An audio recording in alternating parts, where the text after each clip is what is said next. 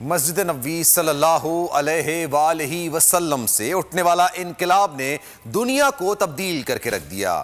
ہمیں ہر موقع پر حضور اکرم صلی اللہ علیہ وآلہ وسلم کی تعلیمات سے رہنمائی لینی چاہیے۔ صدر مملکت عارف علوی کا ایوان صدر اسلام آباد میں قومی رحمت للعالمین صلی اللہ علیہ وآلہ وسلم کانفرنس سے خطاب۔ وزیر مذہبی امور، چیئرمین اسلامی نظریاتی کونسل اور دیگر نے بھی کانفرنس میں شرکت کی۔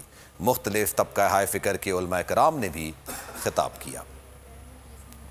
آقائے دو جہاں رحمت للعالمین سرور کونین خاتم الانبیاء حضرت محمد مصطفیٰ صلی اللہ علیہ وآلہ وسلم کے یوم ولادت پر ملک بھر میں جشن منایا جا رہا ہے۔ ایوان صدر اسلام آباد میں بھی قومی رحمت للعالمین کانفرنس کا انعقاد کیا گیا۔ تلاوت قرآن کے بعد ہدیہ نعت پیش کیا گیا۔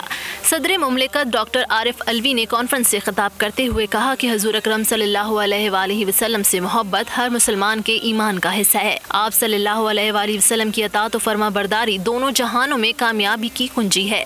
حضور اکرم صلی اللہ علیہ وسلم نے مثال یہ دی کہ جب اتحاد ہو تو مسلمان ایک جسم کی طرح ہیں۔ تم سے پہلے کی نسلیں اور تم سے پہلے کی امتیں کتابوں والے لوگ تباہ ہوئے ہیں جب آپس میں اختلاف پیدا کیا ہے۔ تو میرے لیے اور آپ کے لیے تو حضور اکرم صلی اللہ علیہ وسلم ایک مشعل راہ ہے۔